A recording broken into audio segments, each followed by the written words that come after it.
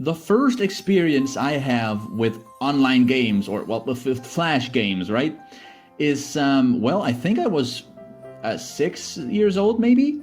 I'm pretty sure I was either in first grade, or I know I was either in first grade or the grade right before first grade, which, well, is something we have in Denmark, and it would directly translate to kindergarten class or grade, which is basically just a bridge between kindergarten and school, but at school.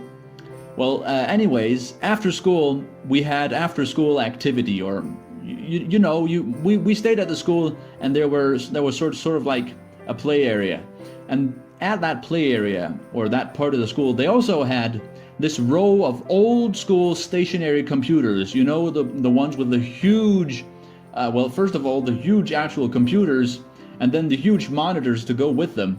And of course, back then I thought monitors were the computers. Oh boy, was I wrong. Well, anyways, I knew you could press the big button on the big box, right? And then the screen would turn on, and you could play some pre-installed games that they already had on the computers. But I saw, of course, that all the older kids, the bigger kids, they were all playing like these. Yeah, even the kids in my class, they were all playing these little games on the internet, and I didn't even really know what the internet was, and I didn't know how to get to play those games, but I really, really wanted to. It took a while before I actually gathered the courage to ask one of those older kids, how is it that you get to how do you play those games?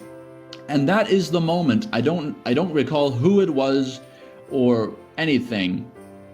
But I do recall that, well, what site they showed me. They showed me how to go onto the internet, go to the address bar, and type in gratispil.dk, which translates to freegames.dk. DK is short for Denmark, right? It's the domain name. I'm not sure about. I actually still don't know how URLs really work.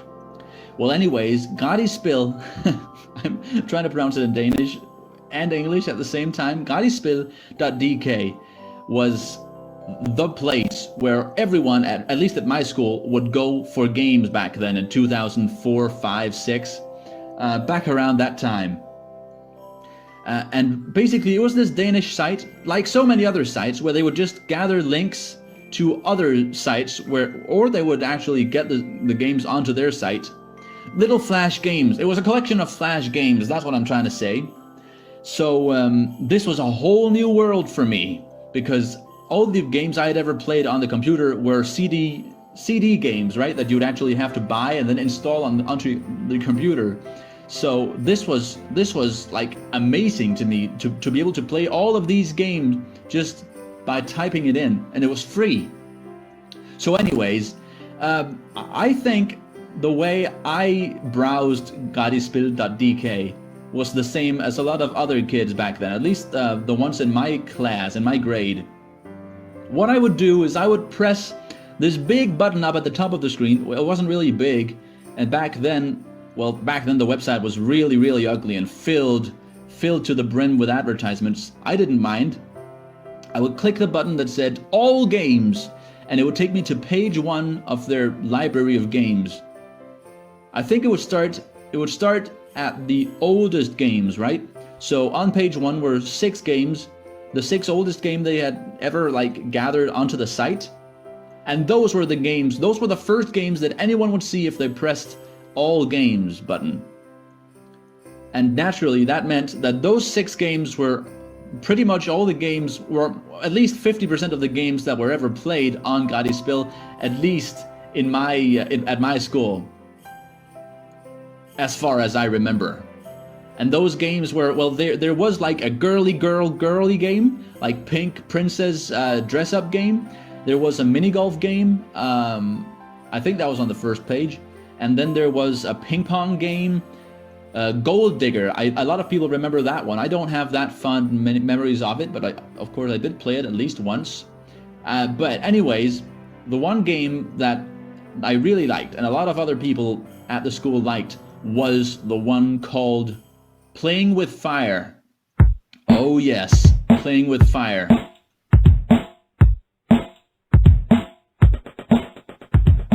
that music really gives me nostalgia.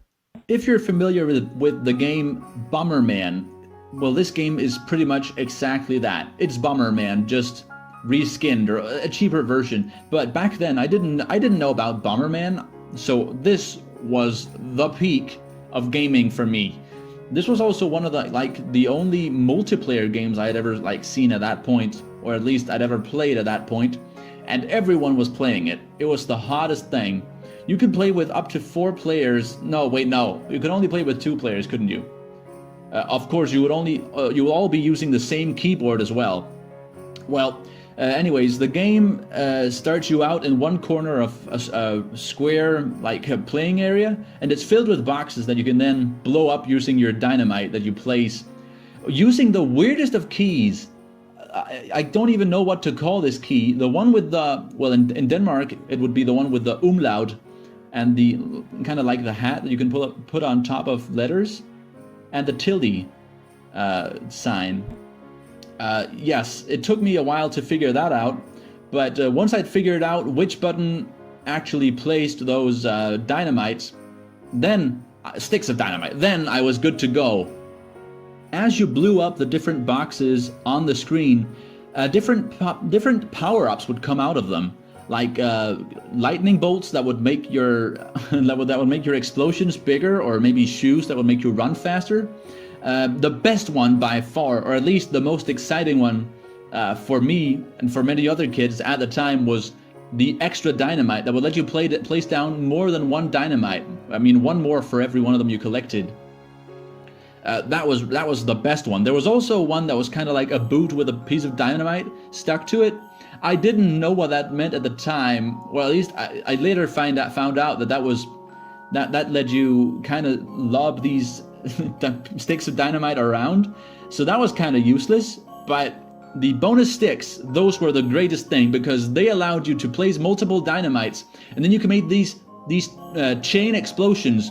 If you also were able to run really fast, and if you had like a large explosion on your your pieces of dynamite, you could make chains of dynamite all exploding at the same time. So it would be like this huge, almost sideways Christmas tree like formation of explosion, and you would almost certainly get hurt yourself if you didn't stay out of the way. It was pretty hard to not kill yourself, but it was very fun. Now, the other players on the map would be AI controlled, if you weren't playing with other people, that is. And these AI people, they really weren't that great. I mean, they knew just fine how to escape the dynamite pieces of dynamite that they placed themselves, but they sure wouldn't actively go and try to kill you. So most of the times when you died in this game, it was because of yourself. It was a very easy game, but I still died plenty. If you died, you had to wait for all of the AI players to finish before you could continue with the next round. Sometimes the AI would even kill themselves. But anyways, the game really wasn't that hard, so most of the time I wouldn't even really be actively trying to kill the other players. It would be over too soon, and I really wanted to kind of drag out the game a bit, because if you waited long enough, a giant, well, like a moving wall of doom would start appearing. Like it would spiral in and close in on you, and if you were caught by the wall spiraling in on you, then you would be killed. That was the best part. So I would try to just extend the game to see that, because that would be cool, right? Even though it still wouldn't be very hard to just off the other players, even with the limited space. And then at the end of the game, no matter if the spiral actually appeared or not, once someone had won, the spiral would just eat up the whole screen. And right then, it was very important, not really, but it was very important to me back then that you were standing right in the middle of the screen every time. Bonus points for that. Then once the round was over, this 2-second music loop would just keep playing over and over and over again.